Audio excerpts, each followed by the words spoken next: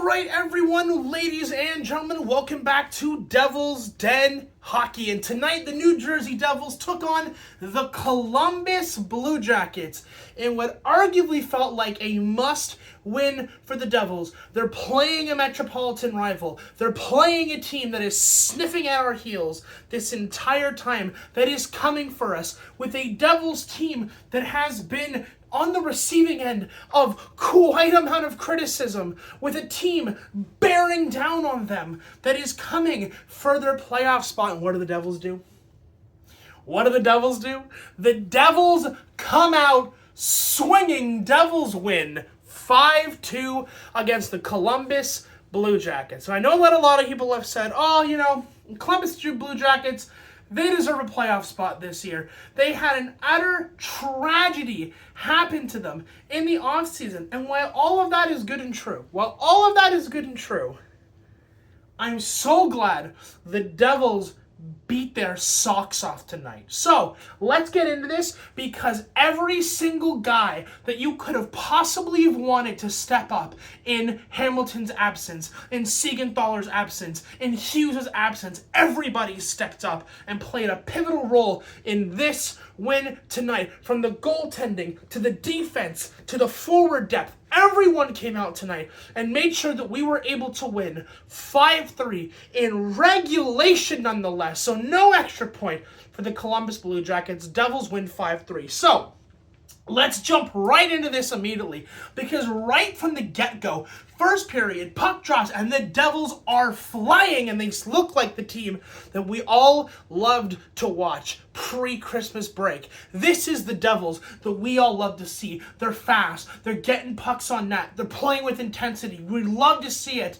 And quite frankly, who ends up opening the scoring? None other than my freaking captain, Nico Hischier, scores his 27th of the year, a power play goal. It's going to be the only power play goal of the night, but Nico Hischier scored with an assist from Bratt for his 54th assist. What more do you want from the guy?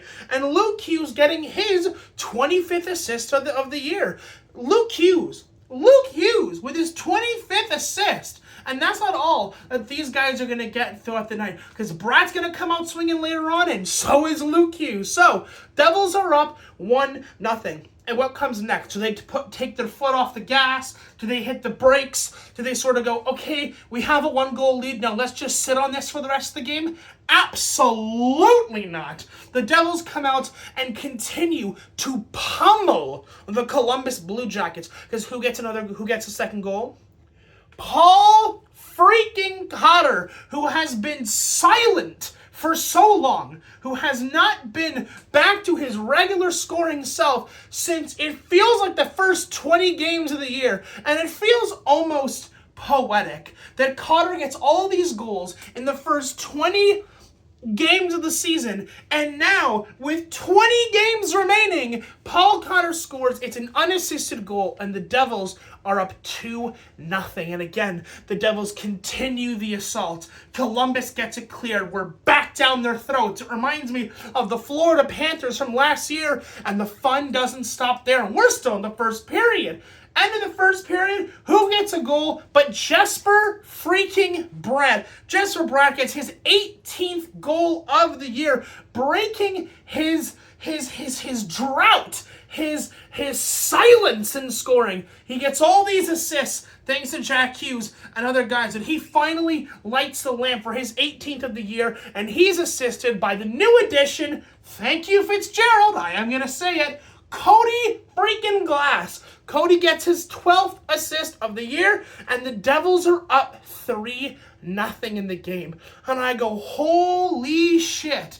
I cannot remember the last time the Devils were up 3-0 at the end of the first period. Now, here's a little interesting stat for you. The Devils are 7-0 in their last few games when scoring first. So if they get the goal first, they're winning. No ifs, ands, or buts. So that is phenomenal for the Devils. So they're up 3-0.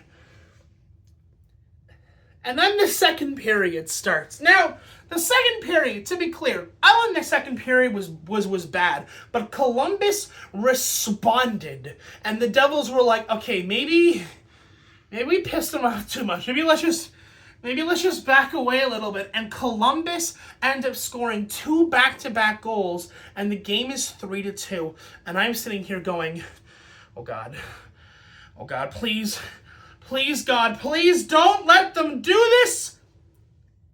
And my prayers are answered. Because the Devils score to make it 4-2. And who leads the charge to take the reins into his own hands and lead the Devils into a 2-goal lead in the third period? But Timo freaking Meier. It is Timo time, and he gets his 18th goal of the year. And I'm just realizing now that Timo Meier and Jesper Bratt have the same number of goals as each other. Crazy thing. His goal is assisted by Stefan Nason, his 15th of the year, and Brian Dumoulin.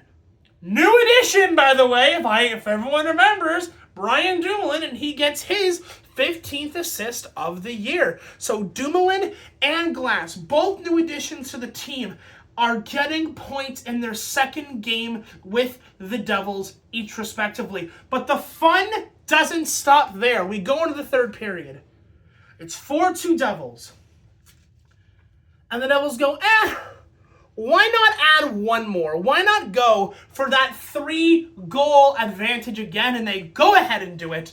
Luke Hughes scores his 6th goal of the year. It is now 5-2, and his goal is assisted again by Cody Glass and Jesper Bratt. Cody Glass getting his 13th assist of the year, and Jesper Bratt getting his 55th assist of the year. The guy is a playmaking genius.